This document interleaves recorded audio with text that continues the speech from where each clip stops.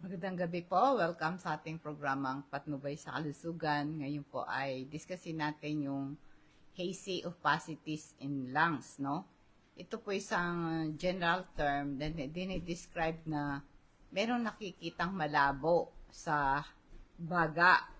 Pwede po kayong mag-subscribe sa aking YouTube channel, Rose Alfonso. I-click nyo po yung bell para ma-update po kayo sa aking mga bagong topic. Ganon din po sa aking FB page, Patnubay sa Kalusugan. I-click lang yung follow, like, and share. Yan. Ano po ba yung hazy opacities in lungs? Ito po ay katulad ng kung ikayo po ay nasa gubat, meron kayong makikitang mga puno, may mga kulay yon, iba't ibang kulay ng puno. Ngayon, pag sinabi mong hazy opacities, parang merong fog, no, sa X-ray or CT scan na napakahirap makita yung underlying structure at hindi ma-diagnose yung problema sa baga. Yung po, pag sinabi mong hazy opacities, para siyang merong yung fog, 'di ba? Pagka taglamig, nakikita mo sa bundok, hindi mo makita yung bundok kasi merong nakaharang na fog. Tulad sa Tagaytay, pagka may fog, hindi mo nakikita yung view ng Taal. Ganon din po ang isang sample din yan, para ba yung maputik sa sa mga pusali.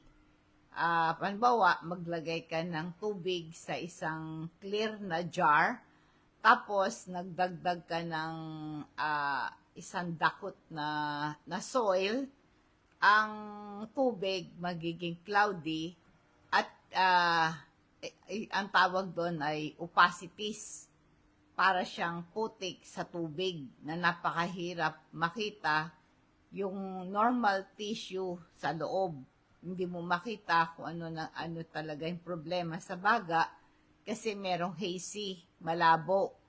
Ang dahilan kaya nagkakaroon ng malabo sa baga, no? Pag nakita sa X-ray malabo, ay maaring nagkaroon ito ng inflammation, sanhi ng infection, tulad ng pneumonia, bronchitis, autoimmune disease. Yung hazy opacities, dahil sa inflammation o yung infection, ay maaring ang immune system mo nagpadala ng ating white blood cells. Ito pong ating white blood cells, ito po yung sila po yung pumapatay sa mga invader na nagkukos ito ng inflammation at nagiging dahilan nito ng pagkakaroon ng tubig sa baga. Nag-a-appear na lumalabo ang baga mo pagka na-CT scan ka. Yung autoimmune disease naman, ito'y condition na mistakenly yung ating immune system inaatake yung healthy tissue sa baga. Nagiging dahilan nito ng inflammation at pagkakaroon ito ng peklat, kaya makita mo na malabo pag tinignan sa X-ray or sa CT scan yung baga mo. Kaya yung hazy opacities, ito po'y sanhi din ito ng pagkakaroon ng tubig dahil sa heart failure. Kasi pagka meron kang sakit sa puso o meron kang sakit sa atay, nagkakaroon ng peklat or kaya nagkaroon ka ng previous injury, o kaya maaring meron kang tumor sa baga. Kaya ito po'y makikita mo na merong hazy, malabo sa baga mo. Kaya dapat yung doktor, yung specialist ng doktor sa baga, yung pulmonologist, ganon, kunin niya yung medical history mo at ibang mga test para ma-determine ano ang pinanggalingan at magre-recommend siya ng appropriate treatment. Ang alalahanin mo, hindi makapagbigay ng medical advice kasi nga po yung hazy opacities na nakikita sa imaging test ay kailangan magpa-check up talaga sa doktor para maunawaan at mabigyan ka ng tamang treatment. Kaya ito pong mga taong nagkaroon ng pneumonia, bronchitis, tuberculosis, kailangan mayroong mga specific na medical advice at mag-recommend ng treatment strategy. Kaya magpa-check up sa qualified professional na concern sa baga mo. Kailangan meron kang accurate diagnosis. Anong pinanggalingan yung labo ng baga mo, yung hazy opacities, no? Maaring hindi lang basta ito infection, dapat i-analyze ng doktor yung simptoma, yung medical history, merong mga necessary tests para ma-pinpoint ang exact reason bakit malabo ang mata mo. Siyempre, yung prescribed appropriate treatment ang ibibigay depende sa diagnosis. Merong iba't ibang treatment approach. Halimbawa, kung bacterial infection, nangangailangan ito ng antibiotic. Pag viral infection, ay kailangan po ng supportive care. I-monitor yung progress at magkaroon ng adjust treatment. Ang condition po, ang doktor dapat ma-monitor ang progress, i-adjust yung treatment plan if needed. Ang self-treatment ay base sa information na maaaring ito'y dangerous. Kaya kailangan po baka lalo maging worse ang situation. Alam mo, yung kalusugan natin ay kailan maganap tayo ng immediate medical treatment, lalo na kung hirap kang huminga, meron kang chest pain, nilalagnat ka o patuloy kang inuubo.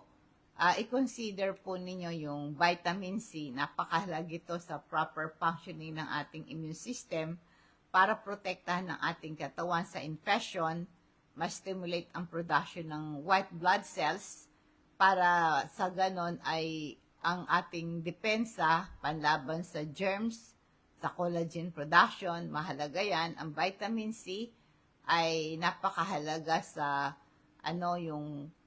itong production ng collagen, ito ay protein na nakakatulong para yung ating buto, balat, baga, at mga connective tissue ay manatiling healthy at madali ring gumaling ang sugat mo pagka ikaw ay nagtitake ng vitamin C.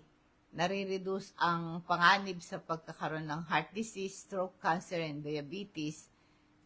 May improve ang blood pressure nyo kung nagtitake ka ng vitamin C.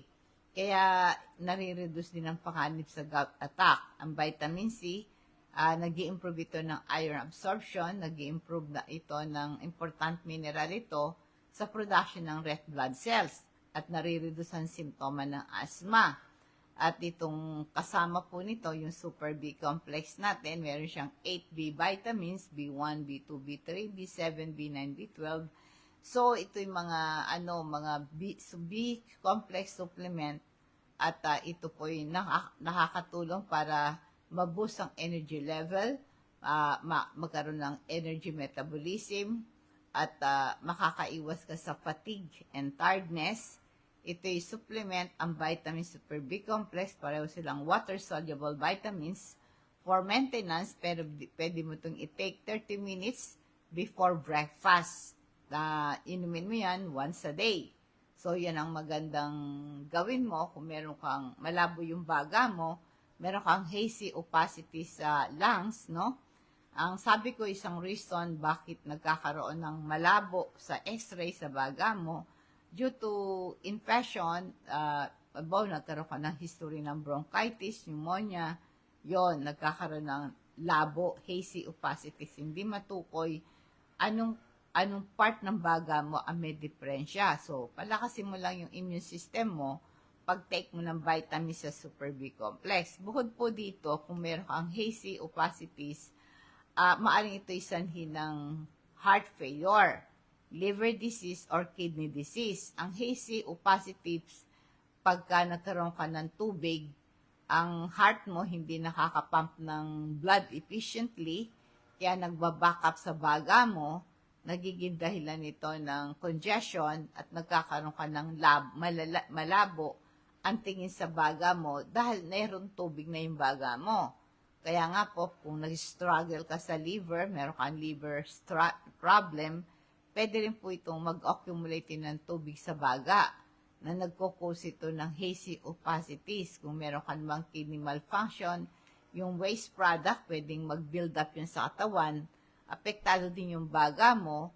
Kaya ngayon, ito pong tubig nag-build up, major cause ng hazy opacities, nagko-cause ito ng ng inflammation, scarring, and tumor. Napakahalaga talaga ng diagnosis para sa ganun mabigyan ka ng treatment. Siyempre, ang treatment depende sa underlying cause, no? At para mabigyan ka rin ng mga procedure. Kaya ngayon, kung kayo merong hazy opacities, tapos meron kang tubig sa baga, check up ka talaga sa professional doctor, yung para mabigyan ng appropriate treatment. Ngayon, itong mga injury dahil nagkaroon ka ng peklat sa baga, ay ito po ay mag-a-appear na malabo. Kaya yung scarring or pagkaroon ng peklat sa baga mo at nakita to sa x-ray, sa MRI, maaring ito yung pinanggalingan, magkaroon ka ng impression of injury, pwedeng ma-damage yung healthy tissue mo. Kaya ngayon po, meron para ma-repair yung damage, ang katawan natin ay gagawa silang collagen fiber, kaya nag-create sila ng peklat. Kaya may peklat yung baga mo after infection, pag gumaling na yung sugat, magfo-form it ang ating katawan, ay magle-lay down ng collagen fiber. Ito yung nagkikreate ito ng peklat. Kaya itong peklat sa baga ay nag-a-appear na cloudy yung area ng lungs mo. Kaya nga po ang location po ng peklat, merong impact sa appearance ng hazy opacities, no? Kaya ngayon, tulad ng sabi ko, yung labo ng inyong baga, maaring galing sa infection, nagkaroon ng inflammation, nagkaroon ng tubig sa baga o nagkaroon ng tumor. Kaya yung diagnosis ay kailangan pa rin kasi kinoconsider ng doctor yung symptoms, medical history, at meron pa siyang ibang test na paggagawa sa iyo para ma-determine ang exact cause ng labo ng baga mo at kung merong underlying condition. Kaya ngayon, itong hazy opacities na to ay kailangan ng medical professional, maunawaan yung makatulong sa iyo, maunawaan mo sa nanggaling yan, at mabigyan ka ng appropriate diagnosis at makatanggap ka ng necessary treatment. Meron tayong supplement na lecithin. Ito po ay nag-i-improve yung cholesterol level mo, napiprevent yung heart disease, na-improve pa yung memory mo, tsaka learning, attention, and concentration, at pinaprotektahan yung ating utak. Iwasan natin yung Alzheimer disease at pagiging makakalimutin at ulyanin. Yung calcium magnesium natin, kung gusto nating i-maintain na malakas yung ating buto, maiwasan yung arthritis, osteoporosis, pagiging marupok, di tayong mabalian ng buto, kailangan may tayong calcium magnesium. Pampreventin nito ng pulikat at maiwasan ng panghihina ng ating mga buto at muscle. Tumutulong din ang calcium magnesium para ma-relax yung ating isip at ang ating katawan at madali ka rin makatulog kasi tumutulong ang calcium sa pagre-regulate ng production ng melatonin, hormone na pampatulog. Kaya ito pong magandang i-take po natin ng calcium magnesium. Available yan sa Patnubay, no? Pwede kayong pa-deliver. Pwede po yung mag-chat kayo, mag-PM kayo sa aking Facebook page, Patnubay sa Kalusugan. Sabihin nyo kung anong mga food supplement na interesado kayo, i-deliver po sa inyo ng LBC. I-charge sa inyo ang shipping fee, no? Cash on delivery po yan. Kaya ngayon po, dapat magkaroon tayo ng understanding tungkol sa sanhi ng pagkalabo ng mata nyo, ay ng yung baga, at malaman yung appearance niya. Kasi nga po yung diagnosis, pag inaccurate, magkakamali ang gamot na ibibigay sa iyo. Kaya nga kailangan ng further assessment, kung merong tumor dyan sa baga mo, magkaroon ng biopsy, blood test, advanced imaging technique, napakahalaga, at hindi makapag-provide ng medical advice kung ang diagnosis hindi po kompleto. Kailangan qualified na healthcare professional tungkol sa yung labo sa yung baga kailangan ng mga expertise, meron silang diagnostic tools para magkaroon ng proper diagnosis, recommendation, at magkaroon ng appropriate course of action.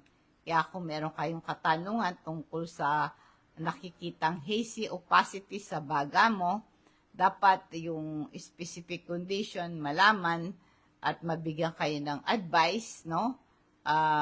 Kaya para ma-prevent yung hazy opacities na to, mag-iingat tayo. Paalala po sa crystal oil. Ang ating pong crystal oil, ito ay concentrated plant extract. Ito po'y essential oil. Magandang nagpaparelax, nagpo-promote ng relaxation, nare-reduce yung anxiety. Yung amoy lang nito, pampatulog na. Nare-reduce yung pain at inflammation. Kung may arthritis ka, pinupulikat ka, kung may kung meron kang dysmenorrhea, lagay mo sa puson mo pag sinisikmura ka.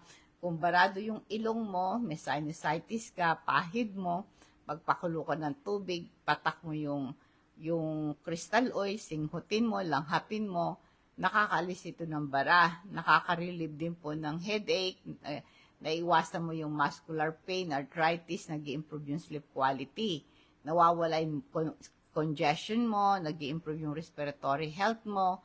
Kaya maganda ito po na may pangkalmanting effect sa panrelieve ng kabag, bloating, stomach cramps. Narirelieve yung pagsusuka mo at saka hindi ka rin kakagatin ng lamok pag pinahid mo yan sa balat mo. Yung ating isa pang supplement, yung activated charcoal, ito ay ginagamit for centuries na for medicinal properties. Ito po ay nakakapatay ng mga bakterya sa bituka, naiwasan yung inflammation, kaya maganda po ito sa kabag, sa mga food poisoning, sa hangover, sa drug overdose, at nare-reduce yung pagtatae. Yung nare-relieve yung gas and bloating, nakakatulong para ma-absorb yung gas sa bituka, naiwasan mo din yung bad breath, na-absorb niya yung mga bakterya at mga toxins sa bibig, kaya very effective sa bad breath. Available to sa Patnubay, activated charcoal. Alalahanin niyo yung hazy opacities, ito po ay simptoma lamang, hindi ito sakit. Ang underlying cause nito, ma-determine ng isang doktor sa pamagitan ng tamang diagnosis, merong mga prevention strategy nito. I-maintain mo lang i-maintain mo yung healthy lifestyle, kumain ka ng balanced diet, mga nutritious food, rich in fruits and vegetable, iwasan mo yung mga masyadong matatamis, no? At mag-exercise ka regularly, at least meron kang 30 minutes every day, pampalakas ito ng immune system. Lumalakas ang baga mo pag meron kang sapat na exercise, 30 minutes every day. At nakakatulog ka ng 7 to 8 hours, quality sleep, gabi-gabi. Pag lumalakas ang immune system natin, mabilis ang recovery natin, pag nakakatulog tayo. Tsaka mag-practice ka ng relaxation technique tulad ng meditation, at nakakatulong pagkat meron kang troubled mind, humihina ang panlaban mo sa sakit. I-maintain mo yung healthy weight mo kasi pag mataba ka, nagkakaroon ng mga chronic condition na nagko-contribute sa labo ng baga mo. Iwasan mo manigarilyo. Nagiging delikado ito sa baga mo kung naninigarilyo ka. Meron kang vaccination, flu shot, pneumonia, vaccine para ma-prevent ang infection. Kaya mag-take ka rin ng omega-3 fatty acid kasi kapag meron kang lung problem, maapekto yung puso mo. Para protektahan ng puso mo, mag-take ka ng omega-3, bababa ang blood pressure mo, cholesterol mo, bad cholesterol, triglycerides, at ito rin po yung nakaka-reduce ng panganib sa heart attack, stroke, and arrhythmia. Nare-reduce yung inflammation. Merong anti-inflammatory properties ang omega-3, kaya nare-reduce yung mga bara sa ugat sa puso, nag-i-improve ng blood flow sa puso, at nag-i-improve yung cognitive function. Ang omega-3 sumusuporta sa memory, learning, and concentration. Napiprevent po yung Alzheimer disease and dementia. Nag-i-improve yung mood, ang omega-3. Nagre-regulate ito ng neurotransmitter na serotonin and dopamine at nakaka-influensya sa mood natin. Kaya nakaka-reduce ng joint pain and inflammation, na ma-manage mo yung arthritis, inflammatory condition like rheumatoid arthritis. Ipaalam niyo po sa akin ang yung pangalan, address, cellphone number ninyo kung gusto yung pa-deliver ng ating health products. At i-deliver to ng LBC, cash on delivery. I-charge po sa inyo ang shipping fee. Ngayon po ay dadako tayo sa ating food for thoughts bilang pagwawakas.